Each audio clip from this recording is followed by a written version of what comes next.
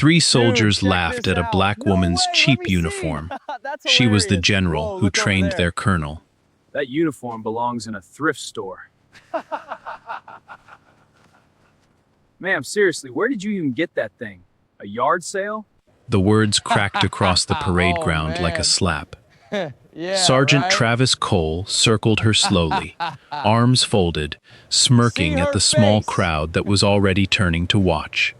"Ma'am, seriously," he said, tugging at the collar of his own crisp uniform. "Where did you even get that thing? A yard sale?"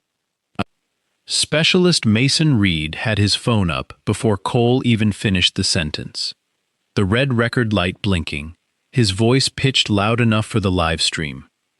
"Y'all are not gonna believe this," Mason said into the camera, grinning. "We got a whole stolen valor situation happening right here, right now." Private Logan Pierce laughed.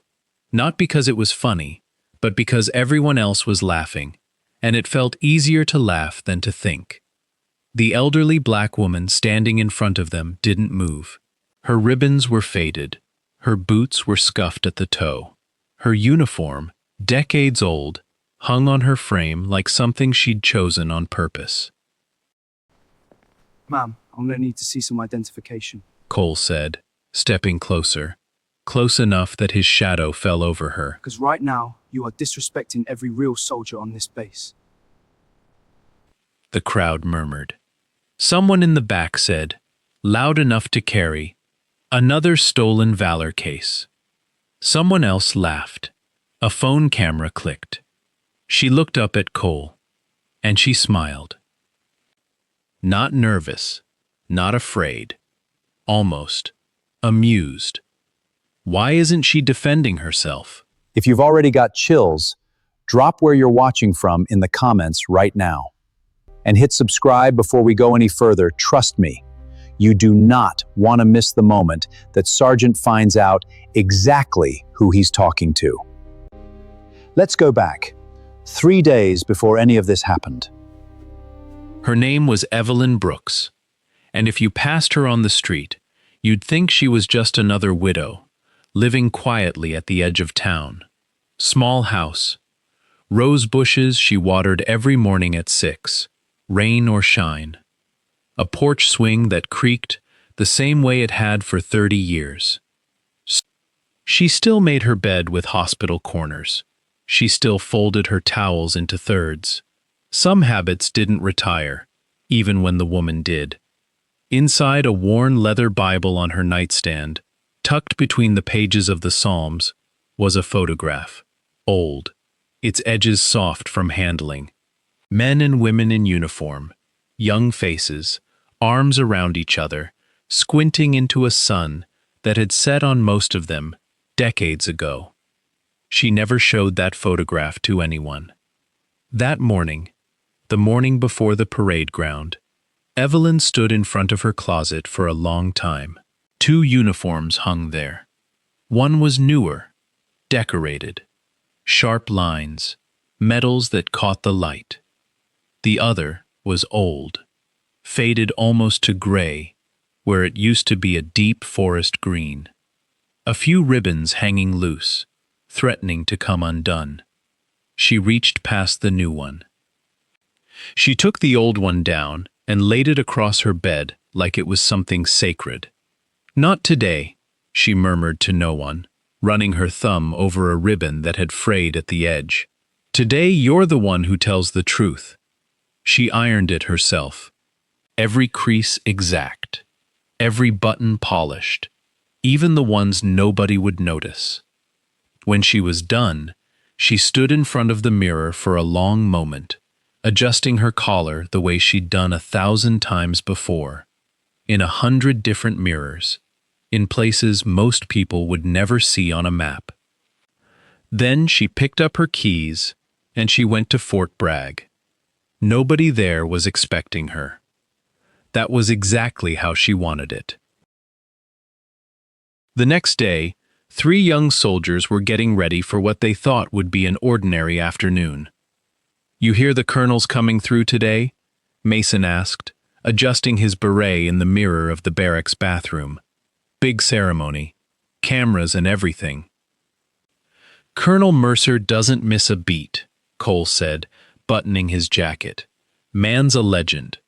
You know he trained half the senior staff on this base? I heard he never raises his voice, Logan offered quietly. Like, ever. Even when people mess up bad. That's 'cause he doesn't need to, Cole said. Presence like that, you don't need volume. Mason smirked, tucking his phone into his pocket. Speaking of presence, did y'all see that old lady wandering by the east gate earlier?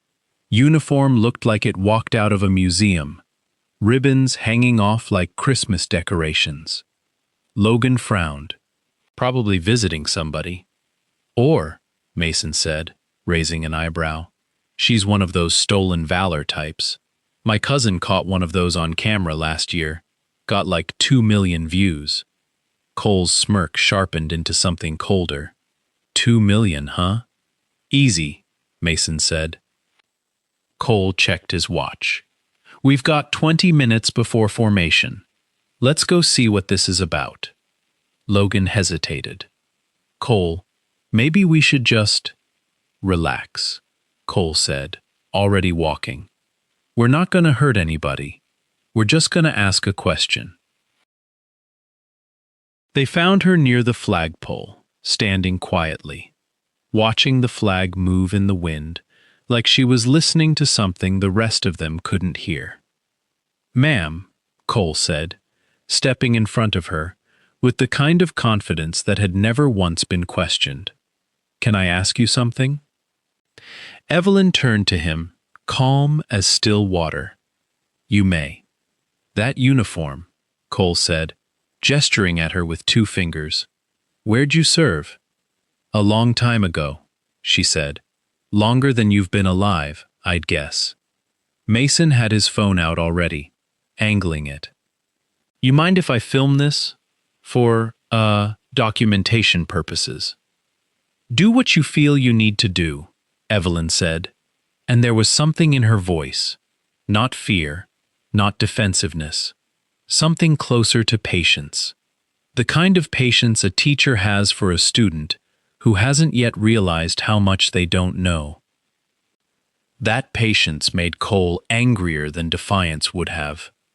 See, here's my problem, Cole said, circling her now, his voice rising for the growing crowd. That uniform belongs in a thrift store. Those ribbons, half of them aren't even pinned right. You got a bronze star sitting next to a marksmanship badge like it's a coincidence. Is that so? Evelyn said. Yeah, that's so, Cole said. Ma'am, I'm gonna need to see some identification, because right now, you are disrespecting every real soldier on this base. That was when the crowd started gathering. That was when someone whispered stolen valor. That was when Mason's stream ticked past 100 viewers, then 200, the comments scrolling faster than anyone could read. Fake general, someone typed. Somebody call the MPs. Drag her off base. Logan stood at the edge of it all, arms crossed, laughing along, because it felt safer than saying nothing, safer than saying something. But his laugh was thinner than the others. It didn't quite reach his eyes. Evelyn's ribbons trembled slightly in the wind. One of them, the oldest one, looked like it might come loose entirely. Still, she never raised her voice. Son, she said, looking directly at Cole, how long have you worn that uniform? Cole laughed, sharp and short. Long enough to know yours is fake. Somewhere in the crowd, an old man, a retired sergeant major, walking with a cane, medals of his own pinned quietly to his coat, stopped walking. His face changed. Recognition, shock, something close to horror. He opened his mouth to say something, to say her name, to stop this before it went any further. And then he gasped, one hand flying to his chest, and he crumpled toward the ground. "Somebody help him!" a woman screamed. The crowd's attention split instantly, half rushing to the old man, half still fixed on Evelyn, on the cameras, on the spectacle. The only person on that entire base who knew exactly who Evelyn Brooks was had just lost the ability to say it. And the live stream kept climbing. 300 viewers. 500. The comments turned crueler by the second. This is the part where everything's about to change. If you don't want to miss a single second of what happens next, make sure you've subscribed. Because trust me, once the truth comes out, you're going to want to rewatch this moment knowing exactly what you know now. While paramedics knelt beside the old sergeant major, Evelyn stepped back from the crowd, unhurried, and reached into the small pocket of her uniform jacket. She pulled out an old flip phone, the kind nobody used anymore, and pressed one button. It rang twice.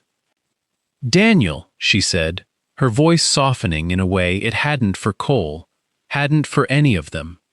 "Whenever you're free." She didn't explain further. She simply hung up and slid the phone back into her pocket. "Calling your grandson?" Cole said, smirking, playing to the camera. "Real cute." "Something like that," Evelyn said. She walked to a nearby bench, sat down with the same unhurried grace she'd carried through the whole encounter, and reached into a small paper bag she'd been holding. Peach cobbler, wrapped carefully in wax paper. She unwrapped it slowly and began to eat, as if the chaos around her belonged to someone else's afternoon. "She's not even bothered," Mason said into his phone, narrating for the stream. "Y'all seeing this? This is wild. Maybe she knows something we don't," Logan muttered, low enough that only Cole heard him. Cole rolled his eyes. "She's just old, man. Probably confused." But something in the way Evelyn sat, spine straight, eyes calm, watching the horizon like she was waiting for something specific, made even Cole's certainty flicker, just for a second, before he pushed the doubt back down. A few minutes later, the sound of helicopter blades cut through the noise of the crowd. Everyone turned. Today's keynote speaker had arrived. "That's him," Mason said, phone still up, voice cracking with excitement. "That's Colonel Mercer." Soldiers snapped to attention across the base, a wave of salutes rippling outward like a current. Colonel Daniel Mercer stepped off the helicopter in a uniform so sharp it looked pressed by hand that morning, medals catching the afternoon light, his face carrying the kind of calm authority that made rooms go quiet before he said a word. Cole straightened his own jacket, practically glowing. "This is our chance," he murmured to Mason. "Get this on camera. Colonel's gonna back us up on this stolen valor thing. Watch." Cole walked toward Mercer with his chest out, ready to be seen, ready to be noticed by the man he admired most in the entire army. But Mercer wasn't looking at Cole. His eyes had already moved past him, past the whole ceremony line, past the soldiers standing rigid in formation. He was looking at the bench. At the woman in the faded uniform, eating peach cobbler like the world hadn't just tilted sideways. His expression changed completely, the practiced composure of a colonel dissolving into something rawer, something almost boyish, something like disbelief. Without a word, without acknowledging a single salute around him, he walked past everyone. Past the ceremony organizers frantically checking their clipboards. Past Cole, who called out, "Colonel Mercer, sir." Straight toward Evelyn. Nobody understood. Mason kept the camera rolling, confused, his narration faltering for the first time all afternoon. I don't know what's happening right now." Mercer stopped in front of the bench. He looked down at Evelyn, and for a long moment He said nothing at all. His jaw worked like he was trying to find words big enough for what he was feeling. Then he snapped into the sharpest salute anyone on that base had ever seen. Back straight, chin high, hand trembling just slightly at the temple. "Permission to speak, ma'am?" Silence dropped over the parade ground like a curtain. Evelyn looked up at him, and for the first time all day, her calm cracked. Just at the corners of her eyes, just enough to show the tears gathering there. "Permission granted, Daniel," she said softly, like it's ever not. A small, wet laugh escaped him. "Yes, ma'am. Old habits." He turned to face the crowd, the soldiers, the ceremony guests, the phone cameras, Cole standing frozen, with his mouth slightly open. "Allow me to introduce someone," Mercer said, his voice carrying across the entire field without needing to be raised. "This is the woman who trained me, and half the senior officers standing on this base right now." Gasps rippled through the crowd like wind through wheat. Cole's face went the color of paper. The comments on Mason's live stream exploded. A wall of shocked emojis, disbelief, people typing "wait what" and "is this real?" and "rewind, rewind, rewind." "Sir," Cole stammered, we didn't know." Mercer didn't even look at him. His eyes were still on Evelyn, still soft, still full of something that looked a lot like love, the kind that grows between people who've survived things together. "You never do," Mercer said quietly, more to the air than to Cole. "That's usually the problem." Evelyn set her cobbler aside and reached up, and Mercer took her hand and helped her to her feet like she was something precious, something he'd carry across broken glass if he had to. "You didn't have to come running," she said, a small smile tugging at her mouth even as her eyes stayed wet. "I was handling it." "I know you were," Mercer said. "You've always handled everything. Doesn't mean I wasn't going to come. You dropped a whole ceremony for me. I'd drop the whole army for you, and you know it." She swatted his arm lightly, the way you'd swat someone you loved for saying something true and embarrassing in front of a crowd. "Don't go saying things like that where people can hear you, Daniel Mercer." "Everybody already knows it," he said. "I've been telling that story since I was 23 years old, about the general who sat with me on a bench outside a mess hall and told me I wasn't done yet, when I was ready to walk away from everything." Evelyn's throat worked. She looked down for a moment, then back up at him. "You weren't done," she said softly. "You were just scared. There's a difference, even if it doesn't feel like one at the time. You knew that before I did." "I've had more practice being scared," she said. "Somebody has to know what it looks like on somebody else." The crowd had gone completely still, hanging on every word, the ceremony forgotten, the cameras still rolling, capturing something none of them had expected to witness that day. Cole found his voice again, though it came out smaller than before. "Sir, Colonel Mercer, I need to understand. She's really—" "A general," Mercer said, finally turning to look at him. His voice had lost all its earlier warmth. "Lieutenant General Evelyn Brooks, retired. Or, she was supposed to be." And he looked back at Evelyn, something questioning in his expression now. Evelyn sighed, the sound of someone about to explain something they'd rather not have to. "I wasn't planning on this being how it came out, Daniel." "How what came out?" "I didn't retire the way everyone thinks I did," she said. "Not all the way. I came back 6 months ago, quietly, as an advisor. I've been evaluating leadership across 3 bases, including this one." Mercer's eyebrows lifted. "You've been here for 6 months?" "On and off," she said, watching, listening, seeing how the next generation carries what we built. Her eyes drifted toward Cole, toward Mason, toward Logan, who had gone pale and quiet at the edge of the crowd, seeing how they treat people they think don't matter. The weight of that landed hard. So this, Mercer gestured at the scene around them, at Cole, at the crowd, at the whole unraveling afternoon. This was not planned, Evelyn said. I promise you that. I just wanted to wear the old uniform today. Feels more like me than the new one. She paused.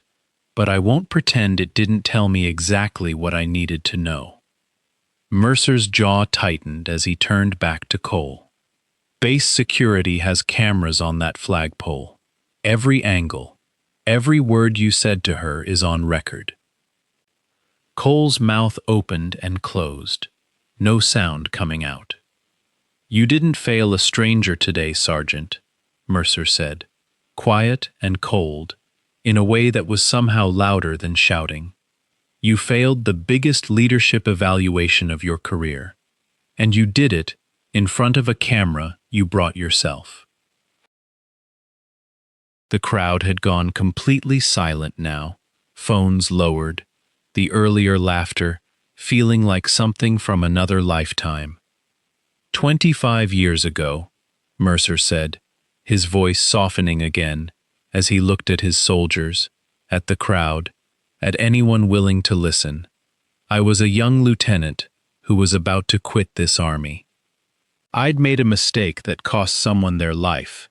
I was ready to hand in my papers and disappear. He looked at Evelyn. She found me sitting outside the mess hall at 2 a.m, didn't say a word for the first 10 minutes, just sat next to me. Then she said, his voice caught slightly. She said, leadership isn't about rank. It's about protecting the weakest person in the room. You forgot that today.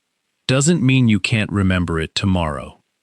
Evelyn's eyes were shining now, unmistakably. I stayed, Mercer said, because of her. Every officer standing behind me right now stayed because of her, one way or another. And today, he turned to face the crowd fully, his voice rising just enough to carry. Today, nobody protected her. Not one of you. You all just watched. Nobody spoke. Even the bystanders failed, Mercer said. That's the part that should sit heaviest tonight. It wasn't just 3 soldiers. It was everyone who filmed instead of stepping in. The guilt in the crowd was almost a physical thing, a weight settling over the whole parade ground. Logan, standing near the back, wiped his eyes quickly with the back of his hand, hoping nobody noticed. Somebody noticed. Evelyn did. She always noticed the ones who were quietly breaking. Mason's live stream had already been screenshotted 100 times over by the time he fumbled to delete it, his hands shaking. It didn't matter. Millions had already watched by then, the clip spreading faster than any of them could contain, cut into pieces, captioned, shared under titles that all said some version of the same thing. They had no idea who she was. Base investigators arrived within the hour, not because Evelyn had demanded it, but because dozens of witnesses, including officers who'd once served under her, had already filed reports on their own. Cole sat in a small waiting room later that evening, his hands clasped so tightly his knuckles had gone white, certain he was about to lose everything he'd worked for. When Evelyn walked in, no fanfare, no entourage, just her, still in that same faded uniform. Cole shot to his feet so fast his chair nearly toppled. "Ma'am," he said, and his voice cracked in a way it never had in front of a camera. "I am so sorry. I don't even know where to start." "Start by sitting down," Evelyn said, not unkindly. "You've been standing at attention your whole life, son. You can rest for 5 minutes. He sat, slowly, like he wasn't sure he was allowed to. I expected prison, he admitted quietly. Or a dishonorable discharge. My whole family's been Army for 3 generations. I thought I'd just ended it. You might have, Evelyn said honestly. That's still on the table, depending on what the review decides. I'm not the one deciding it, and I wouldn't want to be. Cole nodded, throat working. But I did ask for something, she continued. I want you and the other 2 reassigned. Not punished the way you're imagining. Reassigned to the Veterans Hospital on base, working directly with the wounded, the ones who came home and didn't come home whole. Cole blinked. That's mercy? It's not forgiveness, Evelyn said, and there was steel underneath her gentleness now. Don't mistake the two. Forgiveness is something you have to earn from people, not from me handing it to you. This is something else. Before you wear this uniform again, Sergeant Cole, you need to learn what it costs. Really costs. Not in medals, in wheelchairs and missing limbs, and men who don't sleep through the night anymore. Cole was quiet for a long moment. Why? He finally asked. Why not just let them throw the book at us? After what we said to you? Evelyn considered the question, like it deserved real thought, not a quick answer. Because somebody did that for me once, she said, a long time ago, when I made a mistake that could have ended everything. Somebody chose to teach me instead of bury me. I try to remember that when I have the choice to do the same. She stood to leave, then paused at the door. Besides, she added, a small, tired smile crossing her face. That uniform you laughed at? I earned every thread of it, protecting people exactly like the ones you're about to meet in that hospital. Go find out what it actually costs. Then decide if you still think it belongs in a thrift store. She left him sitting there, alone, with the weight of everything he now understood. The next day, the story was everywhere. News stations picked it up. Veterans across the country shared the clip with captions about respect, about how quickly people judge what they don't understand. Evelyn's name trended for the first time in her life, and she hated every second of the attention, refusing every interview request that came her way. You could set the record straight, Mercer told her over the phone, a few days later. Tell your side. My side already happened, Evelyn said, watering her roses with the phone tucked between her shoulder and her ear. On camera, apparently. Whether I wanted it or not, I don't need to say anything else. You never did like the spotlight. I like my roses and my peach cobbler, she said. The spotlight can go bother somebody who wants it. Mercer laughed, warm and easy, the sound of a friendship that had survived 25 years and hadn't lost an ounce of its comfort. You know Logan's been asking about you, wants to apologize properly, face to face. He can come by Sunday, Evelyn said. Tell him to bring his appetite. I don't do apologies on an empty stomach. And Cole? Evelyn was quiet for a moment, pruning shears, pausing over a thorny stem. Cole's got a longer road. Give him time. Some lessons take longer to land than others. A few weeks later, at the Veterans Hospital, Cole sat beside a wheelchair-bound soldier, missing his left leg below the knee, listening to a story about a firefight that had ended everything and nothing at the same time. He didn't say much. He just listened, the way he hadn't known how to before. Mason had deleted his social media entirely, unable to look at the comments anymore, unable to look at himself in half the clips that were still circulating. He spent his afternoons at the hospital too, quieter than anyone remembered him being, learning names instead of collecting footage. Logan visited Evelyn every Sunday, just like she'd told him to. He never brought a camera, he just brought himself, and sometimes flowers for her garden, and questions about a war he'd only ever read about in textbooks. "Why'd you forgive us?" he asked her one Sunday, sitting on her porch swing while she snapped green beans into a bowl. "I didn't say I forgave you," Evelyn said. "I said I gave you a chance to become someone worth forgiving. There's a difference, Logan. Don't confuse the two. Ever. Not with anybody." He nodded slowly, turning that over. "How do we know if we've done it? Become worth it?" "You'll know," she said, "when helping people stops feeling like a punishment and starts feeling like the only thing that makes sense." This is the part where you tell us, has this story moved you the way it moved us? If it has, don't scroll past without hitting that subscribe button and dropping a comment below, telling us where in the world you're watching from tonight. This channel exists because of viewers exactly like you, and we've got so many more stories like this one coming. 6 months later, the three of them stood together at Arlington National Cemetery. No cameras, no laughter, only the quiet hush of wind moving through rows of white headstones that stretched farther than any of them could comfortably look at. Cole knelt in front of one particular grave, a name and 2 dates, and a single line beneath it. Beloved soldier, beloved friend. He'd learned, over the months, that this man had served under Evelyn decades ago, had died protecting someone else's life instead of his own. Cole placed a small bouquet of flowers at the base of the headstone, his hand steady this time.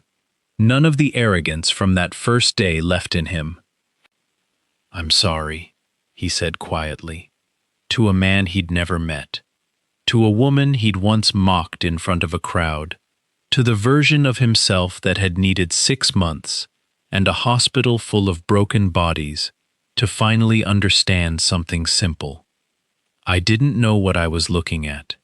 I do now." As he stood and turned to walk away, something caught his eye across the grounds. A small military museum building near the visitors' center.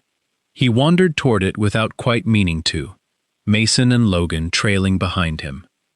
Inside, under soft glass, displayed like the treasure it had always been, sat the same faded uniform, the same worn ribbons, the same thread that had once seemed cheap enough to mock. The plaque beneath it read, "Lieutenant General Evelyn Brooks, the woman who trained generations of Army leaders."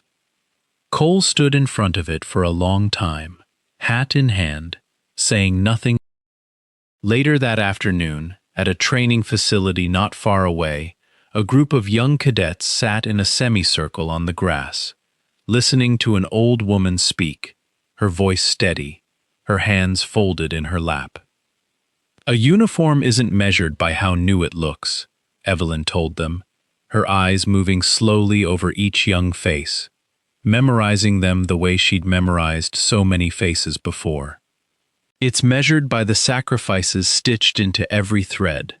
You'll meet people who don't look like much to you, people whose uniforms are faded, whose hands shake, whose stories you'll never think to ask about." She paused, letting the silence settle. "Ask anyway," she said.